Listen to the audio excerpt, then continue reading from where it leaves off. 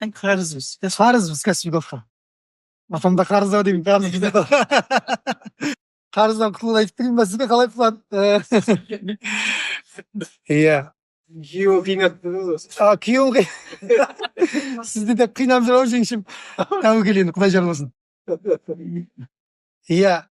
Бұл салауат қарыздан құтылуға себепші болады екен жем. Салауатты көп толтыру адамның қарыздан құтылуына себепші болады екен.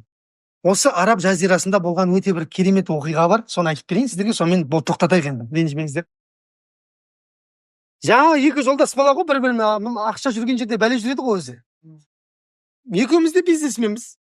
Сонымен Құдайдың қалауымен біз сауда болмай, мен банкрот боламын ғой. Сонымен Нұрекен Керемді айтамын, Нұреке, бір 500 динар бере тұрыңызшы маған. Қайттан дөңгелетіп алайын деймін ғой. Нұрекеңнен 500 динарды аламын, қайттан қадалам ғой. Бір өмірде сондай бір кезеңдер болады да, құлағанның үстіне құлай бересің ше. Құлағанның үстіне 10 рет құлайсың.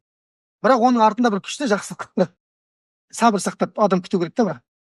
Сонда Нұрекен айтады, дұрыс қой енді, екеуміз саудада серікпіз, бірақ енді мен келісім шартпен беремін дейді, ертең бере алмай қалсаң қалай болады?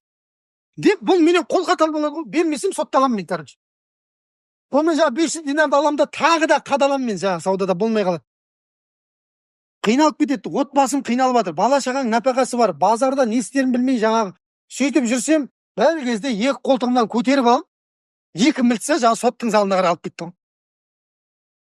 Аманшылық па, не бұл білмеймін, соттың залына барғасын айтады өзі сот.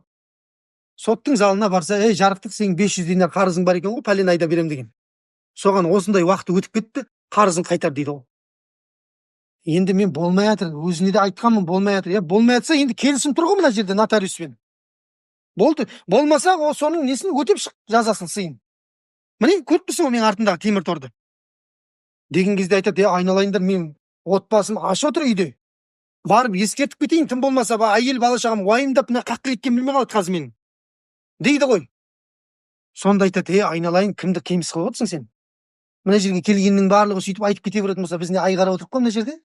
Кеткеннен кетті ғой, болды, сенің артыңнан іздеп жүреміз ғой. Қақта жаңа кім қайда деп. Сонда жаңа кісі айтады, Алламен ант етемін дейді да. Егер таңертең алдыма өзімнің алдыңа екі аяғыммен келмесем, мені Мұхаммедтің үмметінен деп айтпаңдар дейді. Кәпір деп айтыңдар дейді ол. Мен екі ортаға пайғамбарды қойып сұрайын дейді сенен. Ана соттың үстіне мұздай суға жүргендей болады ғой. Әркім әр нәрсені қояды ғой былай залогқа. Біреу алтынын қояды, бірдеңесін қояды, баласын қояды. Бірақ пайғамбарды қойған адам жоқ екен да бұл уақытқа дейін. Мен о екі ортаға пайғамбарды қоямын дейді саллаллаху алейхи уассалам. Ана сот шошып кетеді, ойбай құрсын, пайғамбарды мына бірінші рет болып тұр. Барып қайт онда дейді, азанда бірақ келемін сен. Сонымен үйіне барады да әйеліне айтады ғой болған жағдайдың бәрін. Осындай болды, кім жаңағы келіншегім айналайын деген кезде әйелі де Құдай қосқан әйел екен, анаған берген. Сонда әйел айтты дейді ғой жарықты. Айттым саған алма, оңбаған бірдеңе деп ұрсып шықпаған да. Ақыры пайғамбарды қойып ортаға дейді. Құтылып шыққан екенсің дейді. Онда екеуміз таң атқанға дейін пайғамбарға салауат айтайық дейді ғой. Ана қараңыздар. Екеуі отырып балдарды ұйықтатып тастап, таң атқанға дейін салауат айтқан екен да. Таң азанға кішкентай қалған кезде жаңағы кісінің көзі іліп кеткен екен. Көзі іліп кеткен кезде пайғамбар саллаллаху алейхи уассалам келген жаңағы кісіге. Ей пәленше, бар да ауданның әкіміне барып, мен айтты деп ақша ал деп айтқан екен. 500 динар.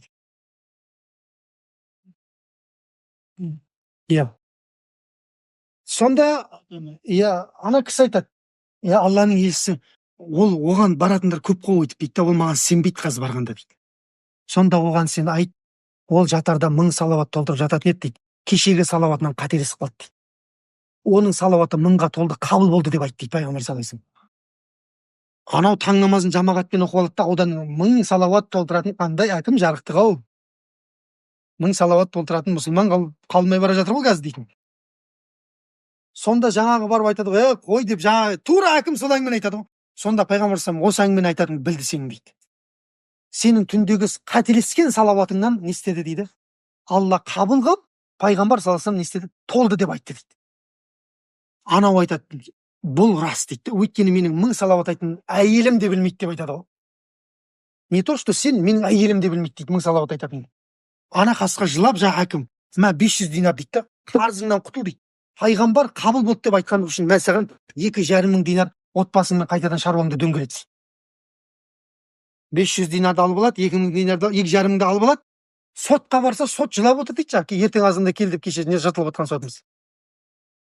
Ей, бәленше не істеп қойдың сен деп айтады дейді. Не істедім мен? Алланың елшісі келді ғой түнде дейді маған. Саллаллаху алейхи уассалам. Ей, қазы деп айтты. Қазы деген сот қой. Ей, қазы. Ана пәленшеге рақымшылық жаса, біз саған ертең қиын күнде рақымшылық жасаймыз деп айтты дейді. Қиямет күнінде. Айналайын 500 динарды мен төлейтін болдым саған дейді. Пайғамбар саллаллаху алейхи уассаламның рахымына бөленеді екен, шапағатына Алланың рахымы. Мә саған тағы 500 динар дейді. Шаруаңды өзің дөңгелетіп кет ары қарай дейді. 3000 динар болды ма? 3,5 болды анаң жаңа 500 мен қосып. Бір кезде жаңағы Нұрекен келе жатыр маған жаңа арыз жазып жіберген. Еңкілдеп жылап кіріп келеді дейді. Пәленше не істеп қойдың сен деп айтады дейді. Не істедім? Алланың елшісі келді ғой маған түнде деп айтады дейді саллаллаху алейхи уассалам. Ей, түгенше досыңды кешірсең, біз сені қиын күні кешіреміз деп айтты дейді пайғамбар саллаллаху алейхи уассалам. Досым, мен сені кешірдім дейді, ана 500 динар жүрегіммен кешірдім. Алланың елшісін көргендігім үшін мә саған тағы 500 динар шаруаңды дөңгелетші деп айтты дейді. Көрдіңіз ба? Бұл болған оқиға. Ғалымдардың аузынан қалай жетті, мен дәл солай айтып тұрмын осы оқиғаны. Көрдіңіздер ме? Пайғамбар саллаллаху алейхи уассаламға айтылған салауаттың берекетін көрдіңіздер ме? Алла тағала қарызын өтеп берді. Сонымен қайта аяқ астынан не болып кетті? Миллионер болып кетті. Динар деген алтын ақша бауырлар. Дирхам күміс ақша. Бір динар деген пәленбай шаруаны істеуге болады, бір динармен. Көрдіңіздер ме? Сондай аяқ астынан не болып кетті? Бай болып кетті, қарызын алып кетті, көрдіңіздер ме? Бұл пайғамбар саллаллаху алейхи уассаламға айтылған салауаттар екен. Сондықтан бүгіннен бастап иншалла не істейміз? Пайғамбарға саллаллаху алейхи уассалам деп әр намаздан кейін кем дегенде 20-дан салауат айтып қойсақ, бір күнде 100 салауат болады екен. Ал әр намаздан кейін ерінбей 100-ге толтырсаңыздар, бір күнде қанша болады екен? 500 болады екен. Ал енді дәрежелеріңізді ойлай беріңіздер, қандай болады? Бүкіл проблеманы, бүкіл шаруаны кіммен шешіп алады екенбіз? Пайғамбар саллаллаху алейхи уассаламға салауат айтуменен шешіп алады екенбіз. Сол қасиетті пайғамбардың қаласында мінекей біздің табанымыз тиіп тұр. Артымыздағы тұрған қабірстан сол пайғамбарға өмір бақи салауат айтып өткен ұлы сахабалардың қабірі. Пайғамбар саллаллаху алейхи уассалам әйелдері де жатыр ол жерде. Алла баршасына разы болсын, сіздерге де Алла разы болсын. Алланың лайықты қонақтары болып елге аман есен оралуды маусымдық құлшылық жасайтындардан емес, жыл 12 ай Құдайды еске алатындардан болды. Алла нәсіп етсін. Түсіпті ғой, Раббы құдайшыл болайық, рамазаншыл болмайық деген әңгіме бағанағы осыдан шығады екен. Субханакаллахумма бихамдика ашһаду ан ла илаха илля анта астағфирук ва атубу илейк. Алла баршамызға разы болсын. Амин.